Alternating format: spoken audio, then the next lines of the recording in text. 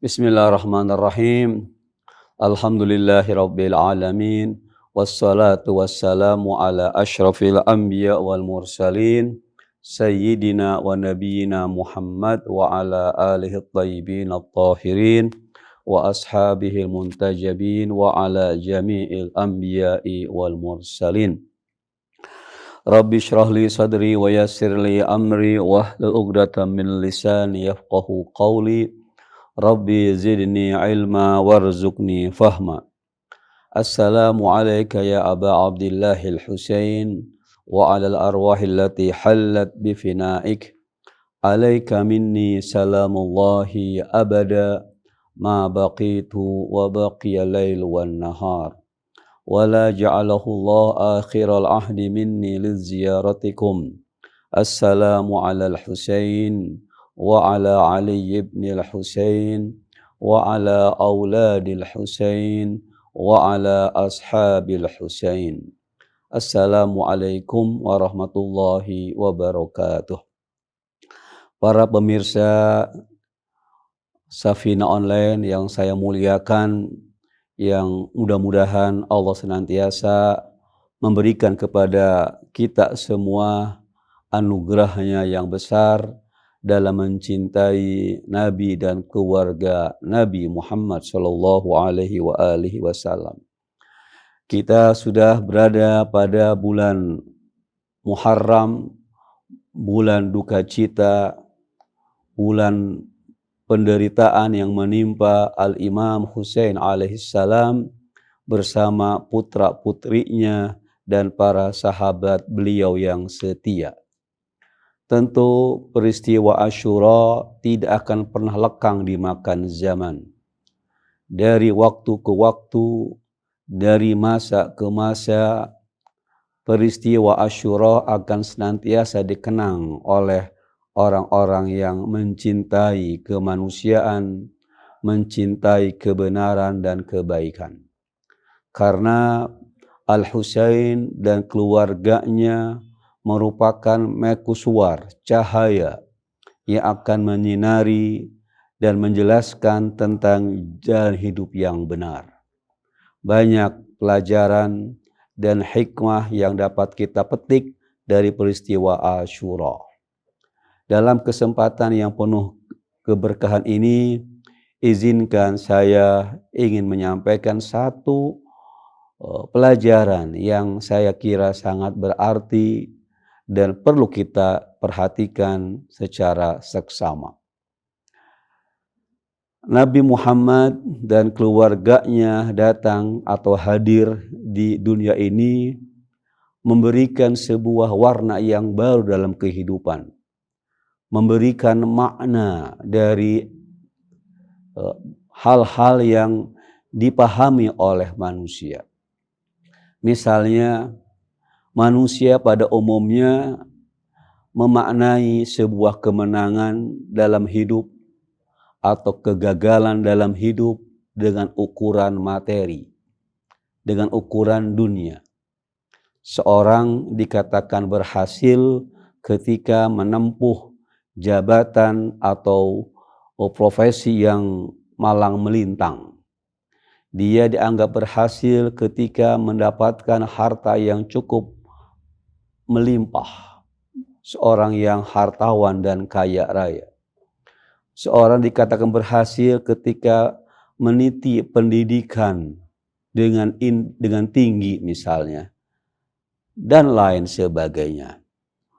Mereka adalah dianggap orang-orang yang berhasil, dan sebaliknya ketika tidak mencapai semua itu dianggap orang yang gagal atau orang yang kalah. Itu secara umum orang memahami arti kemenangan dengan ukuran materi atau ukuran duniawi. Tetapi kalau kita lihat bagaimana Nabi Muhammad dan Ahlul Bait memberikan makna yang baru atau bahkan makna yang sesungguhnya dari kemenangan dan kegagalan. Misalnya saja, Al-Imam Ali bin Abi Thalib alaihissalam ketika kepalanya dipukul oleh musuh Allah Ta'ala, maka beliau secara spontanitas mengucapkan Fuztu warabbil Ka'bah. Demi Tuhan Ka'bah, aku telah berhasil. Aku telah menang. Ukuran kemenangan dalam pandangan atau perspektif Al-Imam Ali alaihissalam adalah seorang yang istiqamah dalam menyembah, beriman kepada Allah Subhanahu wa ta'ala. Dan sebaliknya, orang yang al-akhsarina a'mala, orang-orang yang rugi, orang-orang yang kalah, orang-orang yang gagal, ada orang yang jauh dari Allah Subhanahu wa ta'ala, jauh dari kebenaran. Ini sebuah makna yang sangat penting sekali untuk kita semua. Jadi kemenangan dalam pandangan Al-Imam Ali alaihissalam, dalam pandangan Islam, ini pandangan yang benar adalah seorang ketika meraih kedekatan diri kepada Allah Ta'ala. Meskipun mungkin dari ukur materi tidak mendapatkan apa-apa, tidak berkuasa, tidak punya harta, tidak punya popularitas, tapi ketika dekat dengan Allah Ta'ala, tetap konsisten dalam membela kebenaran dengan segala situasi dan kondisi apapun, meskipun menderita misalnya, itu mereka lah orang-orang yang menang. Dalam kaitan itu, kita lihat bagaimana Al-Imam Husain alaihi salatu wassalam, dia secara materi pasti kalah. Keluarganya dibantai, bahkan beliau pun juga gugur sebagai syahid. Tapi beliau sesungguhnya menang. Artinya bagaimana? Beliau meskipun diintimidasi, dizalimi, diancam, bahkan dibunuh oleh Yazid, tetapi tetap tidak mengurangi keimanan kepada Allah. Tidak pasrah dalam melepaskan kebenaran. Tetap memegang kebenaran. Tetap mencintai Allah dengan resiko dibunuh. Dengan resiko diusir. Itulah orang yang menang. Dunia yang begitu jahat terhadapnya tidak membuat beliau mundur selangkah pun dalam membela kebenaran. Dunia yang kejam, yang meneror keluarga Nabi, tidak membuat mereka gentar menghadap dalam membela kebenaran, dalam istiqamah mengikuti petunjuk-petunjuk Allah Subhanahu wa ta'ala. Itulah orang yang menang. Nah, kita juga dalam kehidupan dunia ini, kita akan dikatakan menang, berhasil, kalau kita tetap dalam jalur kebenaran. Dunia, harta, jabatan, anak, apapun dari atribut-atribut duniawi adalah sebagai tantangan-tantangan, sebagai ujian-ujian. Bukankah Allah berfirman bahwa harta dan anak sebuah fitnah, sebuah ujian. Ujian di sini bagaimana? Orang sering menganggap, oh anaknya berhasil kuliah, menjadi doktor, bisnisnya jalan berarti berhasil. Itu mungkin dia berhasil, tapi sebagai orang tua, dikatakan berhasil ketika anaknya malang melintang menjadi orang besar. Dia berhasil kalau dia bersyukur kepada Allah Subhanahu wa ta'ala. Tidak lantas sombong. Ketika misalnya anaknya, kehidupannya hancur lebur, anak-anaknya tidak ada yang berhasil dalam pendidikannya, dia belum tentu gagal, tapi dia berhasil ketika dia bersabar menerima fakta kehidupan ini. Jadi dalam pandangan Islam, dalam pandangan Nabi dan Ahlul Bait, seorang dikatakan berhasil ketika dia mendapatkan raihan-raihan dunia, tidak sombong, dia bersyukur. Ketika dia tidak mendapatkan raihan dunia, tidak mencapai capaian-capaian dunia, dia bersabar. Itu artinya orang yang berhasil. Atau misalnya seseorang dia mendapatkan segala keinginan duniawinya, dia menjadi orang yang kaya raya, dia meniti profesi sampai tempat jenjang yang tinggi. Kalau dia sombong, maka dia gagal dan kalah. Tapi ketika dia bersyukur, maka dia menang dan berhasil. Sebaliknya, orang yang tidak mendapatkan dunia, bisnisnya hancur, sekolahnya hancur, rumah tangganya hancur karena satu dan lain hal, tapi dia bersabar, dia ridha dengan ketetapan Allah Ta'ala, dialah orang yang menang, orang yang berhasil. Tapi kalau dia frustasi, kecewa dengan itu semua, maka dia orang yang kalah, orang yang gagal. Jadi kemenangan, keberhasilan dalam perspektif Ahlul Bait, dalam perspektif Al-Imam Husain alaihi salam adalah orang ketika dia istiqamah, tetap beriman kepada Allah Subhanahu wa taala, ketika dia mendapatkan dunia dia bersyukur, tidak pongah dan sombong. Ketika dia tidak mendapatkan dunia, dia sabar, tidak frustasi. Innal ladzina qalu rabbuna Allah tsumma istaqamu tatanazzalu alaihimul malaikatu alla takhafu wa la tahzanu wa abshiru bil jannati allati kuntum tu'adun. Orang-orang beriman adalah orang-orang yang mengatakan Tuhan kami Allah, lalu dia istiqamah, stabil jiwanya, tidak zigzag, tidak gentar, tidak takut, tidak sedih dengan urusan dunia. Dia istiqamah, maka malaikat akan turun kepadanya dan menyampaikan kabar gembira, janganlah takut, janganlah bersedih dalam menghadapi urusan dunia. Dunia adalah sebuah ujian. Dengan ujian itu ada yang berhasil dan menang, ada yang gagal dan kalah.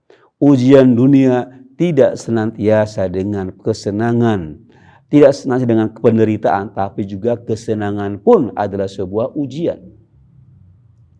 Orang mengira bahwa uji ketika mendapatkan penderitaan uji, tidak. Ujian bisa dalam bentuk kesenangan, mendapatkan dunia, bisa juga dalam bentuk penderitaan. Ini sebuah ujian dari Allah Subhanahu wa taala. Seorang dikatakan berhasil atau menang ketika dia tetap dalam trek jalan menuju Allah Ta'ala, dalam suka dan duka. Inilah pelajaran yang penting dari peristiwa Asyura. Dalam peristiwa Asyura, Al-Husain alaihi salam setelah semuanya menjadi korban, beliau mengatakan, Allahumma ridwan biqada'ik, ya Allah, aku ridha dengan keputusanmu. Sayyidah Zainab alaihissalam yang bersama kakaknya Al-Husain di peristiwa Karbala mengatakan, Rabbana taqabbal, ya Allah terimalah pengorbanan ini. Itulah orang-orang yang menang dalam menghadapi dunia. Orang-orang yang berhasil menghadapi ujian dan musibah di dunia. Ini poin yang sangat penting sekali. Karena bagaimanapun juga, dunia tidak selalu menyenangkan. Dunia pun juga tidak selalu membuat penderitaan. Tetapi yang paling penting adalah jiwa kita tetap bersama Allah Subhanahu wa taala. Jiwa kita tetap yakin dengan janji Allah Subhanahu wa taala. Orang-orang mukmin mengejar sesuatu yang abadi, mengejar sesuatu yang lestari, yaitu akhirat. Bukan mengejar dunia. Dunia adalah sesuatu yang sementara. Kita tidak akan lama di dunia. Tidak akan senang di dunia selamanya. Tidak akan menderita selamanya di dunia. Kejarlah sesuatu yang abadi yang Allah janjikan kepada orang-orang yang bertakwa. Tilka darul akhirah naj'aluha lilladzina la yuriduna uluwan fil ardi wala fasada wal aqibatu lil muttaqin. Itulah alam akhirat yang Allah jadikan tidak untuk orang yang suka kesombongan, orang yang suka kerusakan, tetapi untuk orang-orang yang bertakwa, orang-orang yang istiqamah, orang yang sabar, orang yang rendah hati, orang yang senantiasa mengutamakan kebaikan dan kebenaran meskipun merugikan diri sendiri. Itulah jalan yang ditempuh oleh Al-Husain alaihissalam beserta keluarga dan para sahabatnya, dan mereka adalah orang-orang yang berhasil, orang-orang yang beruntung, orang-orang yang menang. Ya laitana kunna ma'akum sadati fanafuza fawzan azima. Duhai andaikan aku bersama kalian wahai Al-Husain, maka kami akan berhasil, akan beruntung dan menang dalam menghadapi ujian dan cobaan di dunia ini. Itulah sekelumit dari salah satu pelajaran yang dapat kita ambil dari peristiwa Asyura. Mudah-mudahan kita semua mendapatkan hikmah dan pelajaran serta bisa mengamalkannya dalam kehidupan kita, agar kita bisa gabungkan bersama Al-Husain sebagai pemenang, sebagai orang yang berhasil di alam dunia ini. Wal afu minkum. Wassalamualaikum warahmatullahi wabarakatuh. السلام عليك يا أبا عبد الله وعلى الأرواح التي حلت بفنائي عليك مني جميعا سلام الله أبدا ما بقيت فبكي الليل والنهار ولا جعل الله آخر العهد مني لزيارتكم. السلام على الحسين وعلى علي بن الحسين وعلى أولاد الحسين وعلى أصحاب الحسين.